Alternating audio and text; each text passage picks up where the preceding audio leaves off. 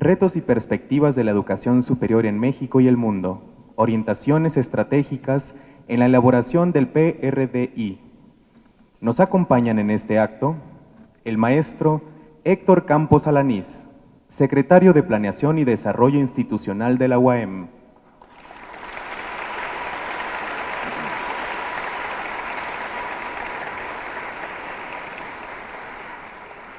Licenciado Alfredo Martínez González, subsecretario de Educación Media y Superior de la Secretaría de Educación del Gobierno del Estado de México y representante personal del doctor Erubiel Ávila Villegas, gobernador constitucional del Estado de México.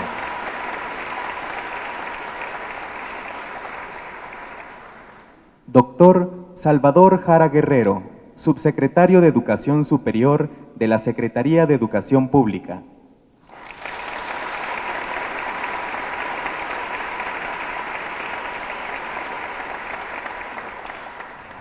Y el doctor Alfredo Barrera Baca, rector de la Universidad Autónoma del Estado de México.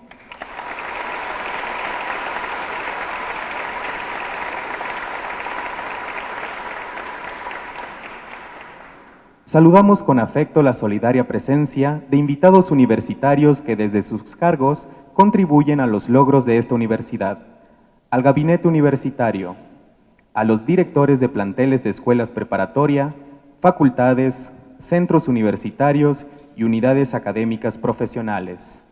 Asimismo, agradecemos profundamente la solidaria compañía de los secretarios generales de las organizaciones gremiales de nuestra universidad, de la FAPA UAM, médico cirujano Víctor Manuel Pineda Gutiérrez, y del SUTES UAM, el licenciado en Derecho León Carmona Castillo.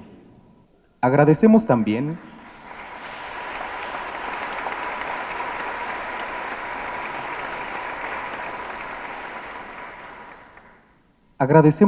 la gentil presencia de estudiantes de las facultades de Economía, Ingeniería y Planeación Urbana y Regional, y al personal académico y administrativo de nuestra universidad.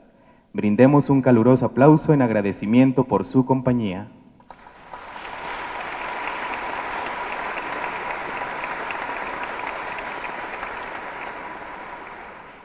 Al inicio de esta ceremonia, escuchamos el mensaje de bienvenida y lectura de reseña curricular del doctor Salvador Jara Guerrero, subsecretario de Educación Superior de la Secretaría de Educación Pública, por el doctor Alfredo Barrera Baca, rector de nuestra universidad. Muy buenos días tengan todos ustedes. Muchísimas gracias por su gentil compañía. Quisiera, antes de dar la bienvenida a nuestro invitado especial, agradecer también la presencia del subsecretario de Educación Media Superior y Superior, del licenciado Alfredo Martínez González, representante de nuestro gobernador Erubiel Ávila Villegas. Muchísimas gracias, señor subsecretario, por acompañarnos en este evento académico y también destacar la presencia y la organización de este evento que llevó a cabo nuestro secretario de Planeación y Desarrollo Institucional, Héctor Campos Alanís. Gracias, Héctor, por apoyarnos en esta actividad importante y su contribución a nuestro plan rector. Con admiración académica y gratitud institucional, doy la bienvenida al doctor Salvador Jara Guerrero para escuchar su disertación sobre los retos y perspectivas de la educación superior en México. Es un honor, apreciado doctor Jara, recibirle en el máximo recinto de la Universidad Autónoma del Estado de México para referirnos a su trayectoria científica, profesional, académica y política, que sin duda representa un modelo de participación dentro de las instituciones y de cara a la sociedad. A continuación, describiré de manera sucinta los principales logros de nuestro invitado en los campos de la ciencia, la filosofía y la política. Salvador Jara Guerrero es una personalidad de las ciencias y las humanidades en nuestro país. Oriundo de la ciudad de Morelia, obtuvo la licenciatura en Ciencias Físico-Matemáticas por la Universidad Michoacana de San Nicolás de Hidalgo. Ahí destacó durante más de 35 años como profesor investigador e ingresó al Sistema Nacional de Investigación. Realizó con éxito las maestrías en tecnología educativa y en filosofía de la cultura. Además, cuenta con un doctorado en filosofía de la ciencia por la Universidad Nacional Autónoma de México. Cumplió una estancia de especialidad en física experimental en la Universidad de California en Berkeley y ha sido profesor visitante en el World College West de Estados Unidos, en las universidades italianas de La Sapienza de Roma y de Messina, así como en la Universidad Autónoma de Barcelona. Su área de investigación es la historia y la filosofía de la ciencia, con énfasis especial en la educación, que se refleja en una literatura científica que ha sido y es referente obligatorio para discutir los grandes problemas educativos de la nación. Esta obra constante sobre filosofía, ciencia y educación le es reconocida también en otras latitudes. Con propuestas claras que reflexionan sobre el momento actual, ha impartido más de 300 ponencias y conferencias en España, Italia, Australia, China, Estados Unidos, Chile, Panamá y en casi todos los estados de la República Mexicana. Fundó y colaboró con diversos grupos de evaluación académica del Consejo de Ciencia y Tecnología, así como de la Secretaría de Educación Pública, valorando carreras y posgrados de universidades, tecnológicos y centros de investigación del país. Ha publicado 10 libros, más de 50 artículos en revistas especializadas y rebasa el centenar de artículos de divulgación científica. Su creatividad se ha expresado más allá de la ciencia. En 2004 ganó el concurso latinoamericano de cuentos de ciencia ficción organizado por Aleph Zero con su relato Ayer soñé un teléfono. Fue director fundador del Consejo Estatal de Ciencia y Tecnología del Estado de Michoacán y rector de la Universidad Michoacana de San Nicolás de Hidalgo, cargo al que renunció para aceptar la nominación como gobernador interino del Estado de Michoacán, su entidad natal. Tras concluir la encomienda pública el 16 de octubre de 2015, fue nombrado subsecretario de Educación Superior de la Secretaría de Educación Pública, cargo que actualmente desempeña. Doctor Salvador Jara Guerrero, muchas gracias por su generosa presencia en esta aula magna que ostenta el nombre de un director del antiguo Instituto Científico y Literario del Estado de México y que más tarde sería presidente de los Estados Unidos Mexicanos, Adolfo López Mateos. Su conferencia es muy importante. Se inserta en el proceso de planeación democrática de nuestra Casa de Estudios, que coincide con el inicio de la administración universitaria que me honro en encabezar. En estos días trabajamos en la formulación del Plan Rector de Desarrollo Institucional para el periodo 2017-2021, puente que deseamos construir para transitar hacia la universidad pública del siglo XXI, la universidad moderna que exige la sociedad intensiva del conocimiento, la universidad contemporánea que afronta la modernidad líquida, reflexionada con agudeza por Zygmunt Bauman. En este momento trabajamos nuestra herramienta axial construyendo un diagnóstico con las innumerables preocupaciones que recogimos en la campaña, las ponencias presentadas en los foros de consulta y los análisis específicos que han realizado el personal directivo de diversas áreas sustantivas y adjetivas. En talleres estamos trabajando los esquemas de causalidad de los principales problemas en los que concluye nuestro diagnóstico, de manera que dichas causas se puedan traducir en objetivos, estrategias y mecanismos de acción y de evaluación. En este momento, doctor Jara, su conferencia magistral viene a enriquecer nuestra comprensión del entorno global y nacional, donde deberá insertarse la propuesta educativa y científica de la Universidad Autónoma del Estado de México. De esta manera, tanto el trabajo interno que hemos desarrollado como la visión que usted nos compartirá sobre los retos y perspectivas de la educación superior forman parte del proceso de planeación que se edifica desde la crítica, el debate y la reflexión que caracterizan a nuestro método universitario. Gracias, doctor Jara, por contribuir a profundizar en nuestros retos y ampliar nuestro horizonte, para consolidar nuestra misión al servicio de la dignidad humana y la sustentabilidad de la vida en nuestro planeta. Bienvenido y muchas gracias desde ahora.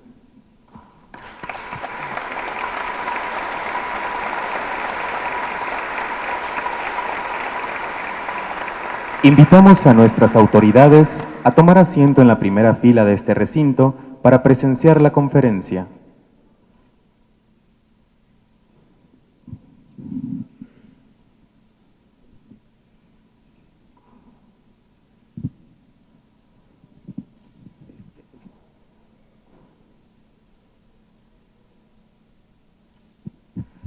En estos momentos hace uso de la voz el doctor Salvador Jara Guerrero para dictar la conferencia magistral Retos y perspectivas de la educación superior en México y el mundo, orientaciones estratégicas en la elaboración del PRDI. Bueno, muy buenos días a todos y todas. Muchas gracias, rector, por la generosa presentación. Y primero que nada, felicidades, aunque sea un poco tarde ya de tu rectorado. Te deseo lo mejor, por supuesto, el mejor de los éxitos, y quiero decirte que estoy a la orden para apoyar en todo lo posible a esta maravillosa casa de estudios. Muchas gracias. Agradezco mucho al otro Alfredo, ¿verdad? Subsecretario, gracias por acompañarnos. Un saludo a la secretaria y al gobernador, con quienes estuve ahora el día lunes, y al secretario de Planeación, Héctor, muchas gracias. También a todos los amigos y amigas que me acompañan. Me siento, la verdad, muy cómodo en la universidad, no solamente porque es una de las grandes instituciones académicas de nuestro país, sino porque he tenido la oportunidad de estar aquí como académico. Ya hace varios años que no hago mucha academia, pero antes de entrar en esos puestos que ya mencionaron, pues me la vivía realmente dando conferencias, y estuve por acá en varias ocasiones y siempre lo disfruté muchísimo. Así que muchas gracias, rector.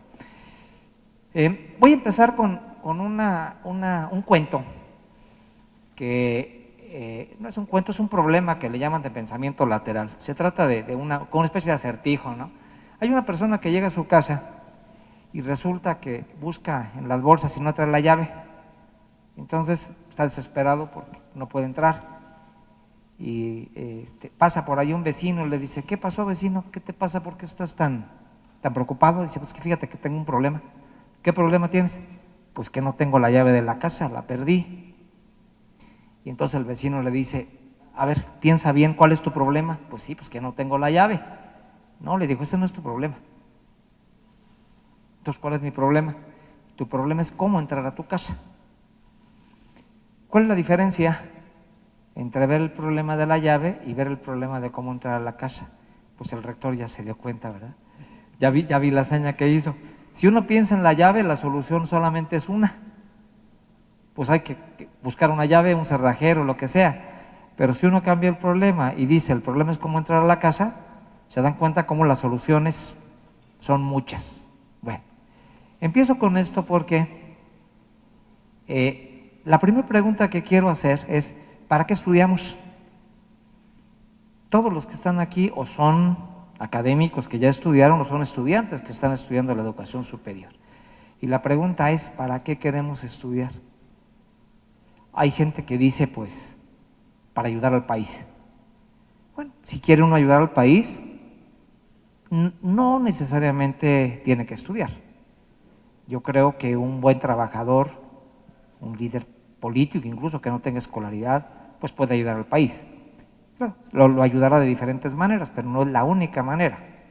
Otros dirán: pues para ganar dinero. No, bueno, pero para ganar dinero yo creo que hay muchas otras maneras de ganar dinero sin tener que estudiar. De hecho, en los salarios promedio de todos los países, quienes más ganan no somos los académicos, ¿verdad? Cualquier buen comerciante, buen empresario, pues gana más que un académico. Entonces, ¿para qué estudiamos? Cuando uno se pregunta ¿para qué estudiamos?, voy a atreverme a dar una respuesta que otra vez no es única, porque yo no creo en la verdad absoluta, sino es un intento así como de que nos situemos hacia dónde queremos ir. A mí me parece que la educación es la única manera que tenemos de construirnos como seres humanos. O sea, cuando nacemos, pues nacemos unos flacos, chaparros, otros gordos, grandotes, como sea, pero todos nacemos con un cerebro más o menos vacío, pero muy flexible. O sea, un cerebro ávido de aprender, nada más que unos lo usan y otros no. Entonces, lo que nos da la posibilidad de construirnos, o sea, de hacernos seres humanos o de distinguirnos de los animales, pues es educarnos.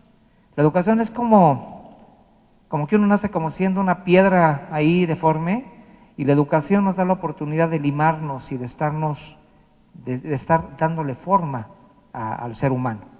Y entonces nos vamos distinguiendo. Y entonces la educación, yo digo que nos permite hacer, o nos debe permitir dos cosas.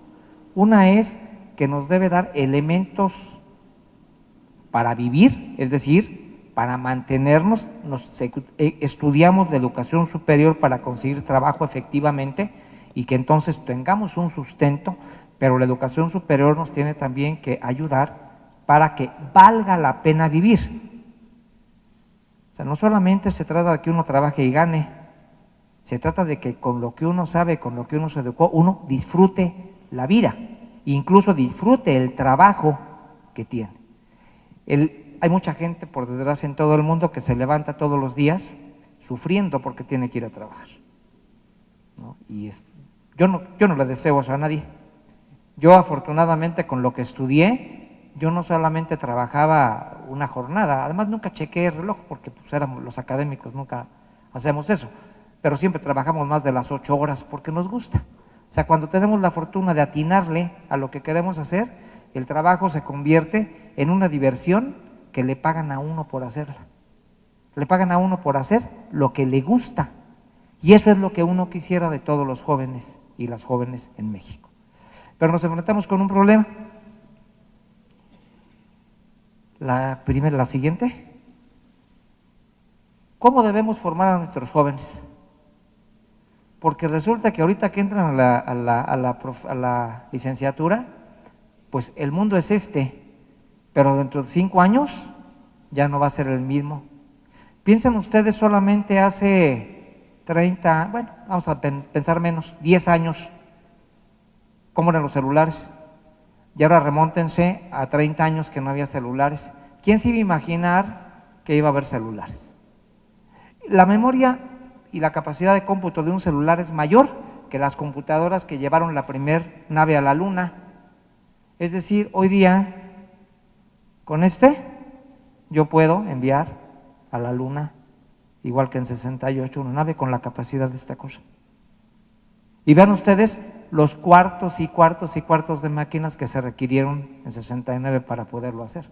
¿Quién se iba a imaginar que hoy íbamos a tener esto?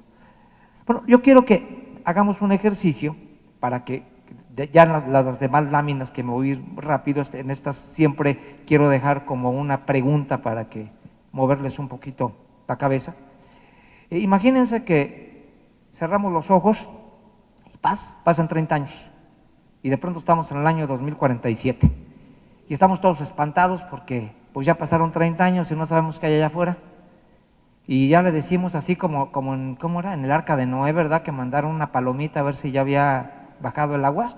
Pues aquí también mandamos aquí una palomita a ver si no está inundado afuera o a ver si hay algo, a ver si hay vida, a ver qué hay.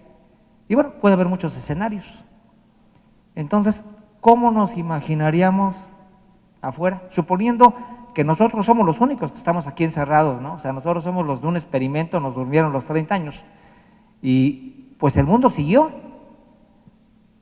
Nuestros hermanos de muchos pues ya estarán muertos, los nietos o los hijos pues ya estarán grandes o viejos, pero el mundo ¿cómo será?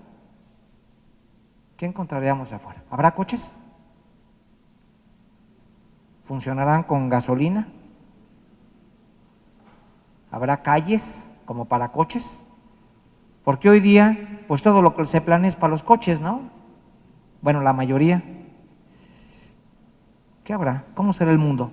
Y entonces lo que tenemos que hacer es cómo vemos a nuestros jóvenes dentro de 30 años. ¿Cómo debemos empezar a formarlos para que sean exitosos? Porque dentro de 30 años los egresados de estas licenciaturas pues van a estar en su madurez académica o en su madurez profesional. y necesitamos estar preparados para darles estos elementos. Seguramente no nos podemos imaginar exactamente cómo será, podemos ver muchos escenarios y quién sabe si le atinemos. Pero entonces vamos a empezar a ver cómo estamos y vamos a ver cómo podemos moldear o cuál es la idea de la Secretaría de Educación Pública para que tengamos jóvenes exitosos, no solamente cuando terminen su carrera, sino dentro de 30 años. A ver, lo que decía es, necesitamos en primer lugar una educación pues integral. ¿Para qué? Pues para que se disfrute la vida. Una persona que en lugar de educar la adiestramos, es decir, solamente sabe una cosa, pues se pierde muchas cosas de la vida, ¿no?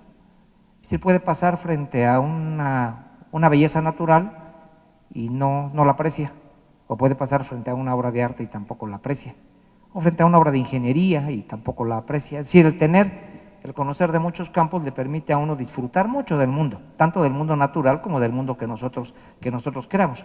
Pero en segundo lugar tiene que ser una educación suficientemente flexible para que los jóvenes se vayan adaptando. Como el mundo cambia tan rápido, necesitamos también nosotros cambiar rápidamente nuestros planes de estudio y en eso hemos fallado mucho.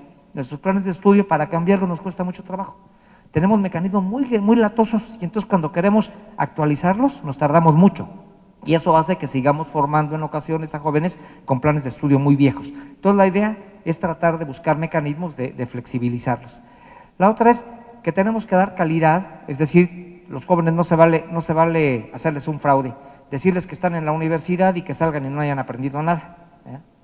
Lo que se trata es que si vienen a la universidad salgan satisfechos y salgan diciendo, híjole, aprendí un montón, me siento un mejor ser humano, me siento muy capaz. Y en segundo lugar, pues que lo que les enseñamos sirva, ¿no? Que no sean conocimientos arcaicos. Tenemos hoy día un problema que un buen número de los ingenieros que estamos formando no encuentran empleo. Pero resulta que las empresas están buscando ingenieros y uno dice, a ver, ¿cómo? La empresa quiere ingenieros y resulta que los ingenieros no encuentran trabajo. ¿Cuál es el problema? Que estamos formando ingenieros con perfiles que ya no le sirven a la empresa. Es decir, estamos formando ingenieros para empresas de hace 20 años. Eso es la pertinencia. Entonces tenemos que buscar pertinencia en los planes y programas. Y finalmente, pues tenemos que aprovechar la información porque muchos jóvenes entran a estudiar carreras sin darse de cuenta de cuáles son sus habilidades. Es como si yo decidiera ser basquetbolista, ¿se imaginan? Seguramente iba a fracasar, ni modo. Por mucho que me gustara el básquetbol, porque los basquetbolistas tienen el doble de mi estatura. Entonces, eso pasa. Un joven que busca una carrera porque ve en la televisión que los médicos están bien guapos y que las doctoras también, y que piensa que los hospitales son blanquitos, limpios y todo, y de pronto llega y se encuentra con viejitos que huelen bien feo, y se encuentra con la fatalidad de la muerte, y se encuentra frente al drama humano, pues estudia y ya no se sale de la carrera, que es lo peor, porque siente que va a perder el tiempo, si se sale, pero no es su vocación, ¿no? Entonces uno tiene que buscar cuál es la vocación y para lo que uno tenga habilidades. Claro, no todo el mundo es bueno para el arte, tampoco no todo el mundo es bueno para las matemáticas, es cierto, ¿no? Pero tenemos que aprenderlo para saber si somos buenos. ¿Cómo voy a saber yo si voy a ser buen beisbolista si nunca he jugado béisbol? ¿Cómo voy a saber si soy bueno para las matemáticas si nunca he sabido nada de matemáticas? Entonces necesitamos saber un poquito de todo, incluso para saber cuál es nuestra vocación. Entonces, esta es una primera parte que necesitamos trabajar en nuestras instituciones de educación superior. La que sigue, por favor. Bueno, ¿cómo estamos en el sistema educativo? Ahora, este es el presente, para que vean cuál es la brecha que nos separa de nuestro ideal. En el país, poca gente lo sabe, pero tenemos casi 4,000 universidades, 3,800. Tenemos casi 500,000 de profesores e investigadores. Tenemos más de 4 millones de estudiantes de educación superior. La que sigue. Pero tenemos una dificultad. ¿Qué estudiamos? Y nos encontramos con que el 43% estudia ciencias sociales, administración o derecho. Y lo peor es que no lo estudian porque les guste. En las encuestas, más del 70% estudia eso porque odia las matemáticas. ¿Qué hay que hacer? Pues hay que regresar a los jueguitos de niños de la oca, el dominó, serpientes y escaleras. Tenemos que buscar la habilidad con los numeritos desde los niños, que tengan habilidad con números, que les empiecen a gustar las matemáticas desde lo más elemental, que nunca las sientan como que es algo difícil, que no le corren a las matemáticas. En ingeniería, ahí vamos, ha aumentado en los últimos años hasta el 27%. Salud es un problema que tenemos, pero salud no es medicina. En medicina hay muchas áreas que están saturadas, estamos llenos de ginecólogos y hay otras áreas también que están muy saturadas. En cambio están haciendo falta, pues ahora geriatras, porque vamos a hacer una población de viejos, por ejemplo. Está haciendo muchísima falta todo lo que es ingeniería médica, que tiene que ver, por ejemplo, con producción de prótesis o con implantes, porque uno de los problemas que vamos a tener también en todo el mundo es que frente a la longevidad de vida, los hombres y mujeres grandes, vamos a tener problemas y vamos a necesitar cada vez más sustitución, no solamente de órganos, sino de piezas del cuerpo, y ahí la ingeniería tiene que enlazarse muy bien con la medicina. Es decir, hoy día los nuevos médicos tienen que saber matemáticas, ni modo, y van a tener que meterse mucho más a las áreas de la ingeniería, porque si no, no van a poder competir. Otra área en donde tenemos un déficit importante y que las universidades jugamos un papel fundamental, son las áreas en donde como que somos la conciencia de la sociedad. Yo le decía al rector hace ratito, tenemos una muy bonita plática, y decíamos que las mejores mentes del país están aquí en las universidades. Entonces no debemos permitir que los dogmatismos nos coman. Hay un autor, un físico, filósofo para variar, Arthur Koestler, ya murió por supuesto, él estuvo durante la Segunda Guerra Mundial.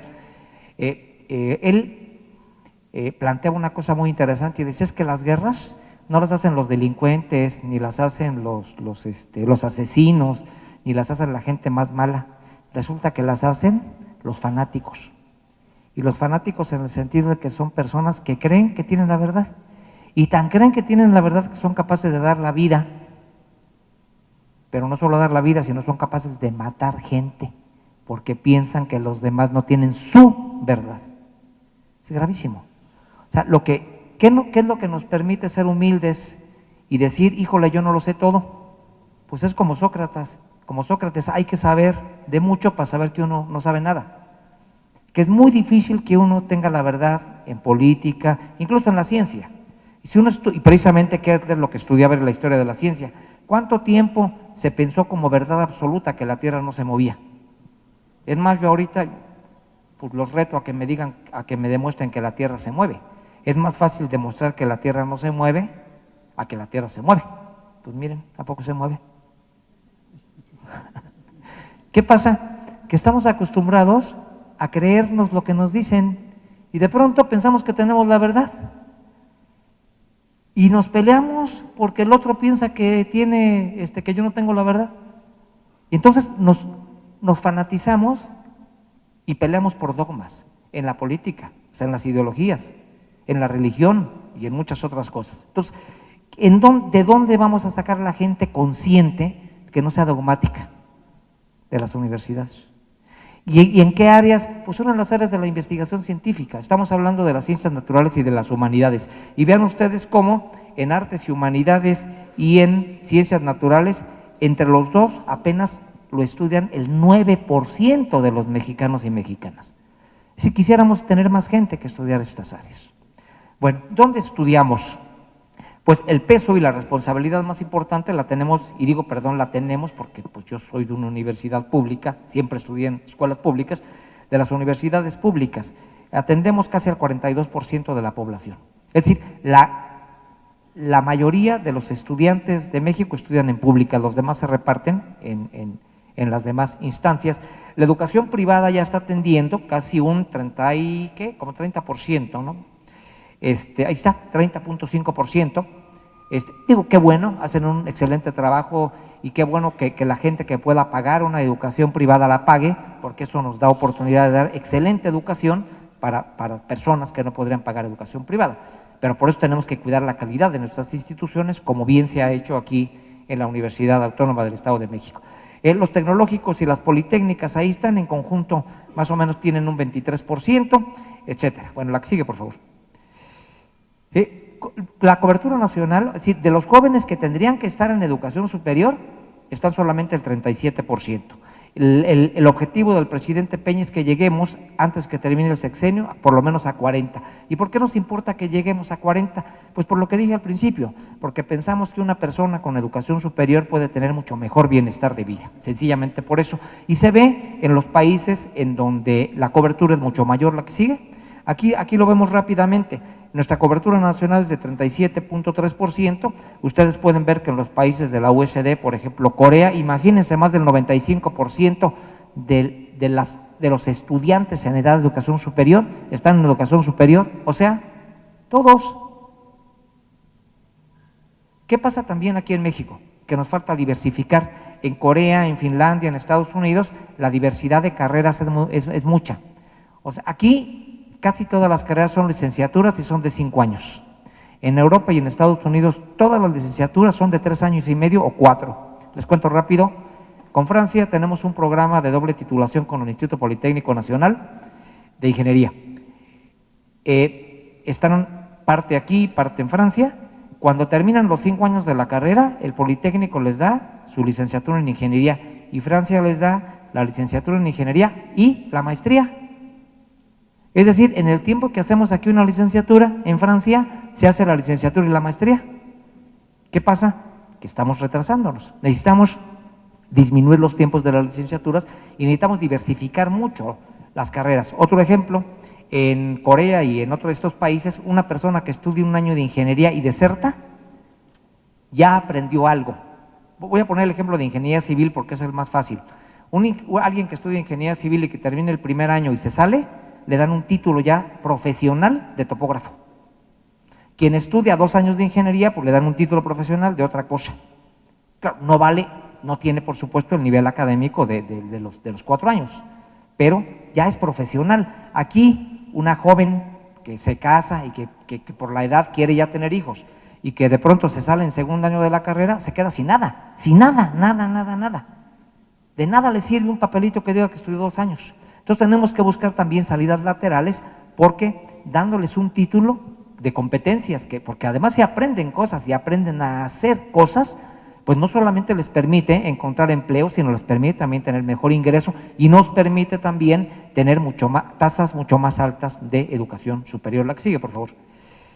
Bueno, en equidad e igualdad, ahí vamos, se nota aquí que en licenciatura la mitad son hombres, más o menos, la mitad son mujeres, con la diferencia de que al término de las carreras, quienes se titulan más pues son los hombres, por supuesto, y el tiempo de la carrera, la deserción, pues se da mucho más en mujeres, por lo que ya dije. Hay una cuestión biológica que sí tenemos que trabajar, porque estamos poniendo a las mujeres en la disyuntiva de que o estudias o eres mamá, y eso no es justo. ¿Verdad? Sí tendremos que buscar mecanismos de compatibilidad para que una mujer que quisiera ser mamá pudiera seguir estudiando con mecanismos a distancia, lo que fuera, pero que no perdiera su carrera por el hecho de querer ser mamá. La que sigue.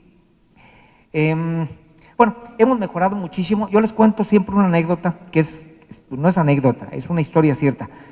Van a saber mi edad, pero no le hace. Yo entré a mi carrera en el año 72, no, 73. Terminé en 77, ajá, sí, bueno. Y de mis maestros, cuando entré a la carrera, solamente uno estaba titulado. Uno. Todos los demás eran pasantes. Y ese que estaba titulado era alumno de maestría, estaba en la Universidad de Nuevo León, me acuerdo.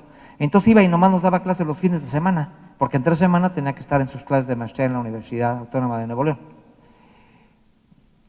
Hoy día, en mi misma facultad, el grupo de profesores, bueno, ya en conjunto de todos los físicos que hay, son más de 60 físicos, con doctorado, todos miembros del SNI. O sea, vean la enormísima, además mis maestros eran 5, todos me dieron clase toda la carrera, siempre eran los mismos, ni modo, ¿verdad? Así era, Pues claro que sí, hemos mejorado en México muchísimo la educación superior. Y la prueba es esta, que los programas que tenemos de calidad, pues el porcentaje ya es altísimo, tenemos muchos posgrados ya de calidad internacional, etcétera, ¿no? Bueno, aquí están las cifras simplemente para que se den una idea. Los programas de reconocida calidad en las universidades públicas es el 86%. La mayoría de nuestros programas de licenciaturas en las universidades públicas son de calidad. Eso es fundamental. Es decir, estamos usando bien el dinero que los mexicanos y las mexicanas pues, pagan con sus impuestos. La que sigue, por favor. Bueno, ahí son datos. Ahora tenemos más de 27,000 investigadores en el SNI. Ya, esa es la que sigue. Ahora, ¿cómo podemos echar la mano un poquito? Volviendo a la primera pregunta, ¿qué carreras conviene estudiar y cuáles no? Bueno, hay dos como variables que se toman en cuenta. Uno es lo que se denomina como factor de riesgo, es decir, riesgo es, si estudio una carrera, pues a lo mejor me voy a ir de zapatero porque no me va a servir estudiar esa carrera. Es decir, tiene que ver con empleabilidad, ¿no? ¿Qué tanto riesgo estoy corriendo cuando estudio, por ejemplo, comunicación? Ahorita hay mucha gente estudiando, el riesgo es mucho, es difícil encontrar empleo. Y el otro es la tasa de retorno, es decir, cuánto gano. Porque cuando ustedes estudian, no tienen que calcular cuánto pagan, tienen que calcular cuánto mueren, porque van a estar 4 años menos de vida o 5 años menos de vida. Eso no lo piensan, ¿verdad? Cada día que pasa es un día menos de vida y eso cuesta. ¿Cuánto vale cada uno de ustedes? ¿Cuánto vale mi vida? Fíjense, ¿cuánto estoy invirtiendo? Porque a lo mejor si aprendo pues no sé, un oficio, por ejemplo, técnico dental, que esos ganan todo el dinero del mundo, no son licenciados en odontología, ellos estudian 1 año, pero tienen que ser muy buenos, son casi como artesanos, son los que hacen las piececitas que nos ponen los dientes. Y ese trabajo es muy caro y cobran mucho, ganan más que el odontólogo. Y no requieren estudiar 5 años. Por ejemplo, eso es una carrera que tiene un retorno muy rápido. Cualquier estudiante, cualquier técnico superior en las áreas aeroespacial, por ejemplo, o de mecatrónica, tiene un retorno muy rápido, porque inmediatamente ganan mucho dinero. Todos los hackers, la gente que trabaja en informática bien, que sabe de seguridad bancaria, por ejemplo, ganan mucho, la gente que trabaja en la bolsa. Bueno, ¿cómo se clasifican las carreras para que se den una idea? Las carreras que tienen mayor retorno, que la gente no se imagina, pero somos los físicos, los químicos y los que estudian finanzas. ¿Y por qué? Porque somos todólogos, ahí también falta matemáticas. En el Banco Mundial, ¿ustedes qué profesionista creen que trabaja en el Banco Mundial? Pues como que uno piensa economistas, ¿verdad? Sí, pero hay muchísimos físicos en matemáticas. Porque resulta que los economistas no saben suficiente matemáticas para trabajar con lo que llaman Big Data. ¿En qué área de la alimentación, de la medicina, qué se requiere? Pues la química. La química está ahorita invadiendo todo, desde los alimentos, las medicinas, todo. Y las finanzas, pues claro que es un tema mundial y personal, ¿no? El asunto también tiene todo esto que ver con Big Data. Son las carreras en donde se están robando a los profesionistas y los salarios son altos. ¿Cuáles son los que tienen una inversión, digamos, buena? Porque aunque la tasa de retorno es baja, o sea, los salarios no son muy buenos, hay buena empleabilidad. O sea, sí se emplean. Enfermería, por ejemplo. Las enfermeras a lo mejor su salario no es muy grande, pero hay mucha demanda de enfermeras, más en Estados Unidos. Son bilingües, ahí sí, esta cosita se mueve para arriba porque la tasa de retorno sería muy rápida. Otra es arquitectura y urbanismo. ¿Cuáles son las inseguras? Es decir, inversiones donde la tasa de retorno es alta, pero hay desempleo. O sea, si encuentran chamba ganan mucho, pero la chamba no está tan fácil, pues son como minería, extracción y veterinaria. O sea, hay áreas de la veterinaria que funcionan bien, hay otras que no. Entonces, y en cambio, las que sí tienen mucho riesgo, y además tienen una tasa de retorno baja, es decir, los salarios son bajos, ni modo, y el riesgo muy alto porque no hay chamba, pues es filosofía y ética y actualmente terapia y rehabilitación, pero quiero hacer un énfasis aquí, es terapia y rehabilitación tradicional. La gente que está estudiando terapia y rehabilitación muy vinculada con la ingeniería, esos están en áreas con mucha empleabilidad. Bueno, la que sigue. Bueno, ahí están cómo se evalúa, ya se los expliqué, las mejor calificadas ahí están, las de mayor riesgo acá están también, filosofía ética, industria de la alimentación, bueno, etcétera. Los datos se los puedo pasar aquí con mucho gusto al señor rector para que los ponga en la página y porque es importante para los muchachos que la tengan. ¿Esta información la tenemos en algún lugar público, David? ¿En dónde? En el Centro para la Competitividad, sí. Estamos haciendo, estos trabajos los hacemos conjuntamente la Secretaría de Educación con la Secretaría de Economía y la Secretaría del Trabajo, que son los que nos están dando los datos. La que sigue. Bueno, ¿qué necesitamos? Que dentro de ¿qué? Es ¿para qué año es? Para el año 2020, ¿verdad? Pues bien poquito. Bueno, fíjense. Vamos a necesitar 35,000 ingenieros nuevos. Y vamos a necesitar, y 5,000 se van a jubilar o se van a morir. Es decir, vamos a necesitar otros 5,000. En total, vamos a necesitar 40,000 ingenieros. Bien, ni modo. Vamos a necesitar 40,000. Pero resulta que de los 40,000 que necesita, de los que estamos nosotros ya produciendo, vamos a necesitar producir 9,000 nuevos que todavía no existen las carreras. Y eso es a lo que se le llama brecha. O sea, si nada más nosotros tuviéramos como demanda 40,000 y yo ya le digo a todas las escuelas de ingeniería, oye, mete más alumnos a estudiar ingeniería y logramos los 40,000, de todos modos nos van a hacer falta 9,000 porque no tenemos ahorita ningún programa de ingeniería con el perfil que nos está pidiendo la industria. Entonces necesitamos crear o modificar las carreras de ingeniería para formar 9,000 nuevos ingenieros distintos a todos los que estamos formando, totalmente diferentes. Ese es un reto, pero ya lo estamos haciendo. En otras licenciaturas no hay problema, estamos ahí parejitos, realmente el problema que tenemos aquí es especialmente en las ingenierías, y en técnicos superiores universitarios, ahí el déficit es mucho mayor. Vamos a necesitar, fíjense cuántos, 178,780 técnicos superiores universitarios, que son carreras de 2 años, 2 años y medio. Pero la experiencia actual es que ahora los técnicos superiores están ganando en general mucho más que los ingenieros y están teniendo mucho más empleabilidad.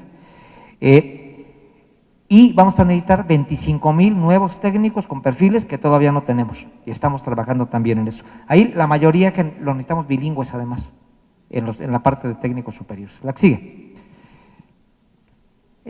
Bueno, ¿qué es lo que necesitaríamos independientemente del futuro que pensaron ustedes para dentro de 30 años? ¿Qué vamos a necesitar? Pues todo el mundo tiene que conocer las nuevas tecnologías. O sea, necesitamos estudiantes que conozcan tecnología, necesitamos conocer mucho más del comportamiento social. Híjole, es que ya ven lo que pasó con el Brexit, lo que pasó en Colombia con la votación, lo que pasó en Estados Unidos, y uno se pregunta, ¿qué pasa? Que nos hace falta estudiar por qué actúa la gente como actúa. Nos hacen falta muchos estudios que nos ayuden a entender por qué cuando la gente se junta hacen tantas tonterías. Pues sí, nos convertimos en borreguitos, ¿no? Y vamos ahí. Entonces hay que entender, esos fenómenos también tienen que ver con matemáticas, porque se trata de grandes números. Tenemos que tenemos que entender mejor qué pasa con los seres humanos cuando están sometidos a ese estrés, cuando están en un estadio, están multando a México en el fútbol. ¿Qué les cuesta quedarse callados? Pero ahí van, ¿no? A ver, explíquenme. ¿Qué pasa? ¿Qué pasa en la cabeza de la gente? Esos son fenómenos interesantísimos, porque tienen que ver con la psicología individual y con la psicología colectiva. Bueno, esos son temas de futuro, todos. Lo ambiental, pues no se diga. Estamos acabándonos el medio ambiente. El contexto político es otro problema, ya parece que no hay partidos, no los distinguimos, faltan programas, la gente parece votar más con el hígado, o sea, las últimas elecciones mostraron mucho un rechazo simplemente al gobernante que estaba, hubiera sido bueno o malo, y parece que no estamos votando por los planes y programas, se está votando más o por el carisma, por cualquier otra cosa, ¿no? Es también un tema que va a ser importantísimo de estudiar, no es un problema de México, es un problema mundial, obsérvenlo. Lo financiero también, la volatilidad del sistema financiero nacional e internacional siempre es digno de estudio. Todos los problemas de globalización, cómo ser globales sin perder la identidad, cómo vamos a seguir siendo mexicanos, manteniendo nuestra cultura, cómo vamos a mantener el idioma en nuestras etnias y al mismo tiempo nos vamos a abrir al mundo, cómo podemos ser bilingües todos los mexicanos sin perder nuestros valores más queridos, ¿no? Cómo vamos a lograr ser trilingües en el caso de las culturas que su lengua materna sea indígena. Todos esos son problemas que hay que estudiar para el futuro. Bueno, la que sigue. La que sigue también ya la que sigue. Bueno, todo el mundo se burlaba de los videojuegos, pero la verdad es que el mundo virtual va a ser la novedad. Acabo yo de tener una apendicitis hace una semana y aquí estoy. O sea, hace, no sé, poquito, 5 años, yo hubiera estado todavía quizás en el hospital. Y fue grave, o sea, me internaron de mucha urgencia y todo. Y ya estoy incluso empezando a hacer ejercicio. ¿Qué es lo que permitió eso? La tecnología. Cuando me tomaron videos de la operación, yo me quedo maravillado. Es una operación prácticamente virtual. ¿Por qué virtual? Porque aunque me están operando, los médicos no están viendo lo que están viendo, sino que están en las pantallas. Entonces, todas estas habilidades virtuales hay que fomentarlas. Aguas, no quiere decir sustituir la convivencia social con todos los videojuegos, pero otra vez, como en todo, no hay verdades absolutas. No es que hay que prohibir ningún videojuego, ¿no? Lo que pasa es que sí tenemos que hacer compatible la vida social con todas las demás cosas, ¿no? El uso del teléfono sí es grave que sustituya, por ejemplo, la convivencia a la hora de la comida, por poner un ejemplo, porque hay estudios que sí muestran que la obesidad está relacionado con comer solo. Una persona que está comiendo con la familia pero que trae el celular, resulta que fomenta su obesidad. Una persona que deja el celular lejos y come con la gente, tiende a ser menos obesa, por ejemplo. Bueno, entonces, esas cosas también son cuestiones de estudio de las nuevas prácticas contemporáneas y por supuesto que requieren profesionistas que las estudien con mayor profundidad. La que sigue, por favor. Bueno, tenemos un portal, tenemos varios portales en la Secretaría de Educación Pública, un poquito para ayudarles a los jóvenes, a los papás y a los maestros a que sepan cómo estamos, qué se necesita. Uno de ellos se llama Vincúlate. En este portal lo que tenemos son los planes y programas de estudio de, pues no sé cuántas, pero la mayoría de las universidades de México. Es decir, pueden ustedes meterse a las universidades y ver qué carreras ofrecen y ver toda la oferta educativa del país. Y ahí mismo en este Vincúlate hay otra parte que es para empresas. Entonces las empresas están cargando ahí cuáles son sus necesidades. O sea, ustedes pueden ver qué está necesitando un hospital o una empresa automotriz, una empresa aeronáutica, de tal forma que sobre todo para los jóvenes que están por decidir una carrera o que ya estudiaron una licenciatura y están por decidir el posgrado, pues que sepan cuáles son los perfiles que se están requiriendo en el mercado laboral. Y tenemos otro que se llama Talentos, que este es un programa, es una plataforma, digamos, más de élite. Todos los jóvenes que sean exitosos, no estamos midiendo las calificaciones, no nos importa si tienen 10, nos importa que sean talentosos, que los jóvenes que han ganado concursos de emprendedurismo, por ejemplo, que tienen una empresa a los 18 años, que son escritores a los 19, que han ganado premios en el deporte, que participaron en los Juegos Panamericanos, que ganaron las Olimpiadas de Biología, todos ellos los estamos poniendo en este portal. Queremos que sirvan como ejemplo para los jóvenes y las jóvenes de México, queremos incluso aprender de ellos, porque lo más interesante es que muchos de ellos son jóvenes muy pobres, son los primeros que han estudiado universidad, su papá es albañil, la mamá es ama de casa, y de pronto se encuentra uno con un joven disciplinado, que dice, a ver, ¿qué pasó? ¿Cómo fue que este joven que parecía estar destinado al fracaso, resulta que ganó, que es exitoso? Pues hay que estudiar esas historias de vida. Y entonces estamos haciendo este portal, llevamos como 13,000, ¿cuántos? 13,000 jóvenes. Invitamos a la universidad a que se vea el portal, a que inscriban jóvenes con talento, bueno, la que sigue, por favor. Estamos trabajando, para estos portales, estamos trabajando con las cámaras industriales de empresarios de México, con Camín, Coparmex, con todas estas. Estamos trabajando con sectores específicos de la productividad, con la industria aeroespacial. No sé qué tanto lo sepan, pero la industria aeroespacial en México va en aumento, pero increíble. Tenemos dos clústeres muy importantes, uno en la parte de Querétaro y otro en el norte de la República, y estamos por abrir uno de los centros de investigación más grandes de América Latina en ciencias aeroespaciales. Lo más seguro es que esté en una universidad tecnológica en Ensenada. Estamos trabajándolo. Este va a ser además un proyecto combinado público-privado, de tal forma que la inversión, digamos, del gobierno va a ser muy baja y la mayoría de la inversión va a ser privada, y se espera que sea de los centros más importantes de Latinoamérica.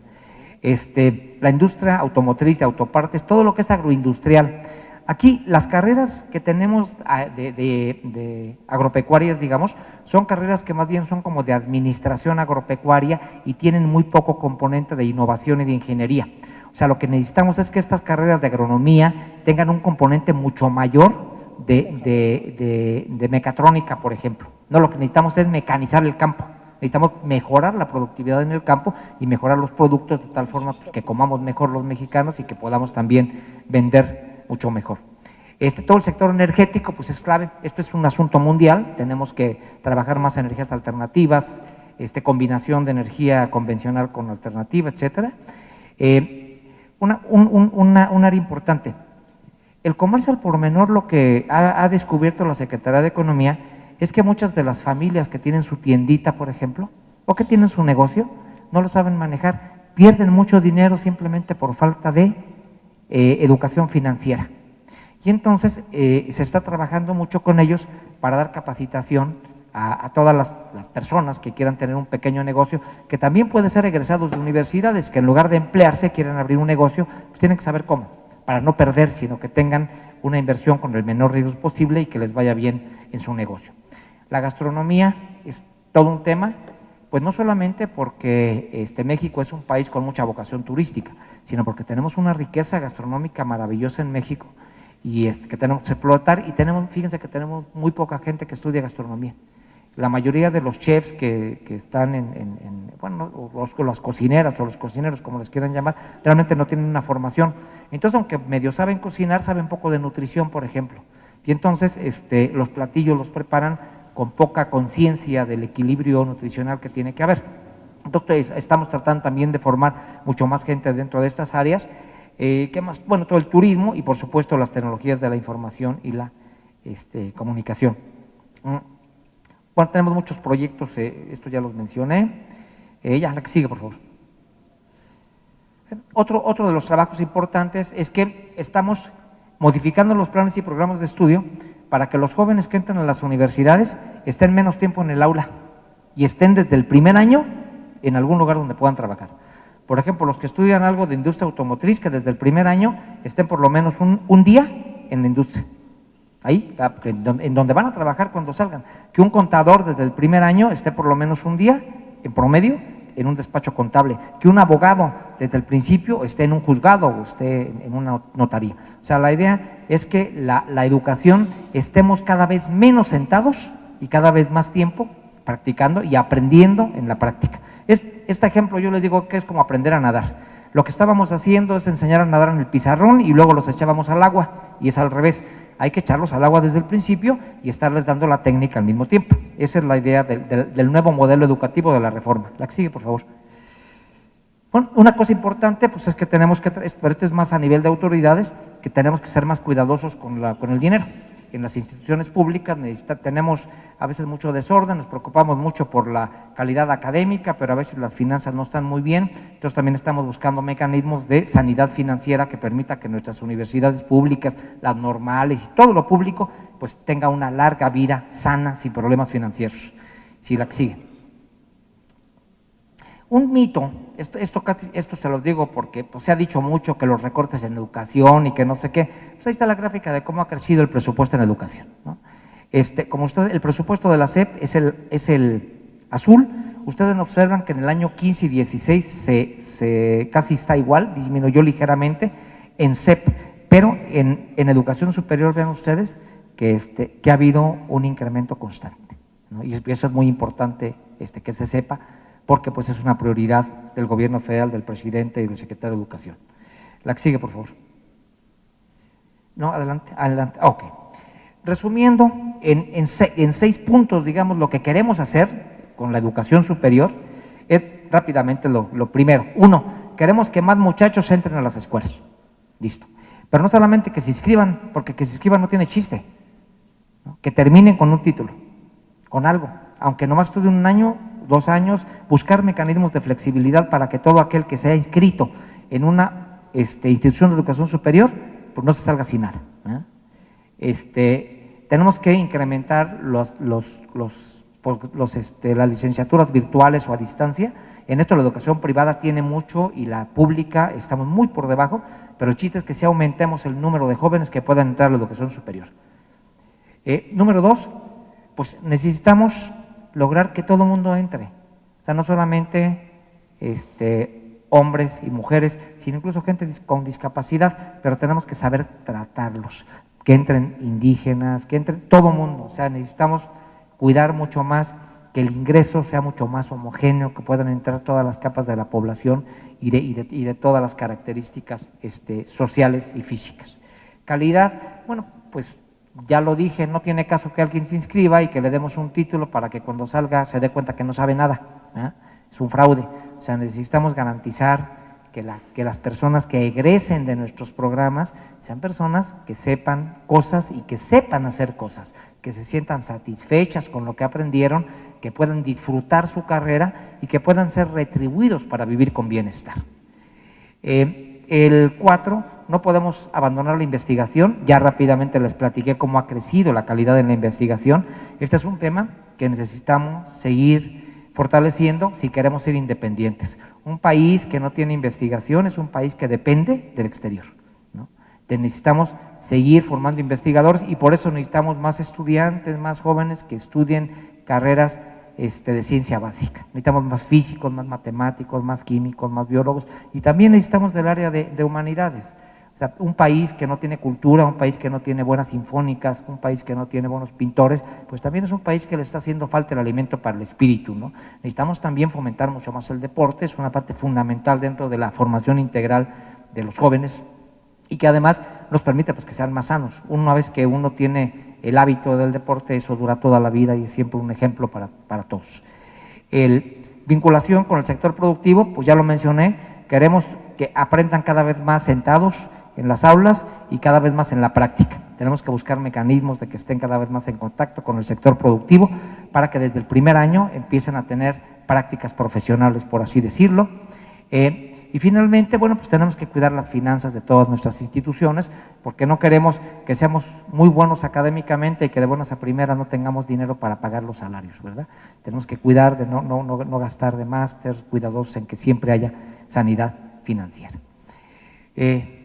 Pues por último, ahí puse una nota, dice, el tiempo juega un papel esencial en la política educativa, pues hacen todo. O sea, tienen ustedes que pensar que cada día que vienen a clase, sobre todo los jóvenes, si no lo aprovechan, pues ya se murieron un día. Eso es lo que pasa. ¿No? Ya, al día siguiente ya les tienen un día menos de vida. Hay que aprovecharlo. Si no todo el mundo efectivamente quiere estudiar, bueno, pues a lo mejor quieren irse a la bici, a hacer deporte, también se vale, ¿no? Pero tiene uno que aprovechar el día, tiene uno que vivir, para eso es la vida, ¿no? Si no, van a estar como la tortuguita en una caricatura de Mafalda, que no sé, ustedes los jóvenes seguramente no conocieron esos cómics, pero es una niñita que ve una tortuguita en su casa comiendo y al día siguiente se levanta Mafalda, se va a la escuela, regresa y la tortuguita está donde mismo comiendo una lechuguita y al día siguiente se va Mafalda y se regresa y ve la tortuguita donde mismo comiendo su lechuguita y se acerca y le dice, bueno, ¿y tú vives? ¿No? Entonces no somos como la tortuguita, ¿no? Hay que vivir, hay que hacer cosas, hay que estar activos siempre en lo que sea, ¿no? Muchas gracias.